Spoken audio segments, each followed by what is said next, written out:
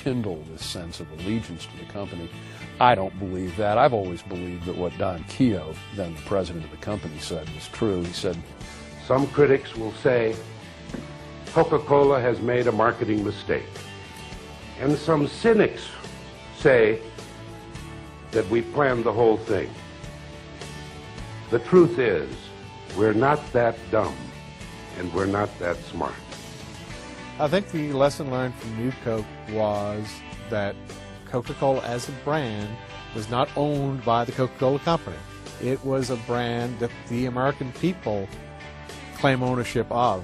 The American people believed that something important in their lives that was part of the fabric of society, that was like a second American flag, had been taken away from them. And I think that Coke can do best by realizing that this brand of theirs is a part of who we are as people. Looking back, the company could say that New Coke had been a blessing in disguise.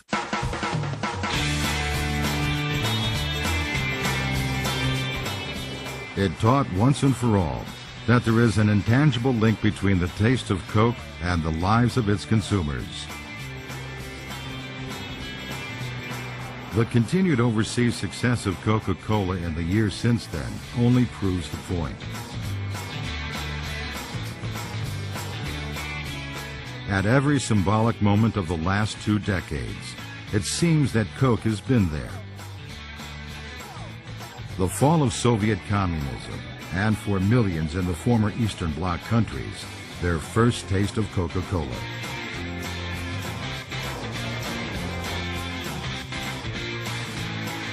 Space shuttles and space stations, where Coke became the first soda in orbit. Scenes in the Persian Gulf that seemed to echo the Second World War.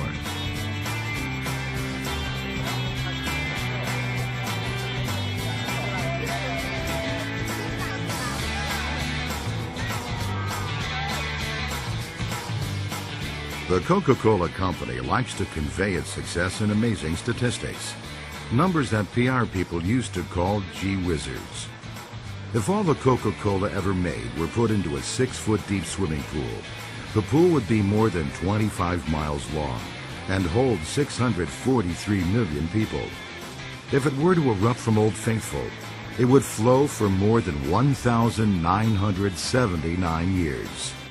If it were put into 8-ounce bottles, it would make a 4-lane highway encircling the world 96 times. Sold in nearly 200 countries, more than 1 billion drinks per day. The numbers roll on and on. But numbers only hint at what Coca-Cola has really come to stand for. John Pemberton created it. Asa Candler believed it could become America's drink. Robert Woodruff saw how it could become successful around the world. Thousands of Americans reacted with genuine emotion when the company tried to change it. It's become a link to the past that looks toward the future. And especially in today's environment where everything seems to be changing on them, all of a sudden you can still have a Coke and you know exactly how that's going to taste and you know exactly where you can get it, and it's going to refresh you the same as it did whether it was 10 days ago or 10 years ago. Certainly to Andy Warhol, the best thing about Coke was that yours was just like Elizabeth Taylor's and that all Cokes are alike. There is a democracy about this drink, and it's also quite different from, let's say, a rare vintage wine that you have to be extremely rich to own. It's different from something that's only available in a given region because it's global and it's going to be the same everywhere. And all you have to do is be in a foreign country and see a Coke sign, a country where you didn't speak the language and didn't know anyone, and you saw a Coca-Cola sign or a store that sold Coca-Cola, you felt better instantly. It's what you want it to be. And you and I can talk and pause over a Coke, and it's something that's universal. Let's have a Coke. We've talked about the fact that on a daily basis, people have to consume about 64 ounces of liquid, and that on a global basis, we represent about an ounce of that. So there's a lot of growth still ahead of us.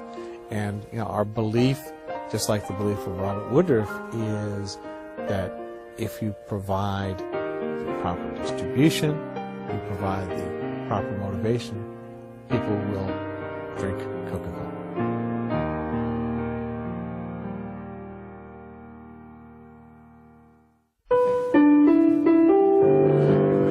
Things go better with Coca-Cola. Things go better with Coke. Life is much more fun when you're refreshed. And Coke refreshes you best. It's the refreshingness. You're getting thirsty. Very thirsty. You and your thirst. Now, go to the store. Get lots of Coca-Cola. Quench your thirst. Disregard all other soft drink advertising and drink only Coca-Cola. Always Coca-Cola. Yeah, this is Dottie Hanson. Who's this? Danya Williams from Mission High School, yeah. Well, you want to know what to serve at your graduation party? Oh, that's easy, Danya. Are you watching High Time right now? You are? Okay, hang up and I'll show you. Well, now, if you're having a graduation party or maybe a senior picnic or a farewell party and you're looking for the really, really right thing to serve, this is it. Coca-Cola in the new family size. Because this is the same delicious Coca-Cola that we've all enjoyed for years, only there's lots more of it. It has the same quality, it has the same bright, bracing flavor, and it comes in a beautiful bottle that you can be proud to serve on any table, formal or informal. You know, I think you young hostesses are just like your mothers. You appreciate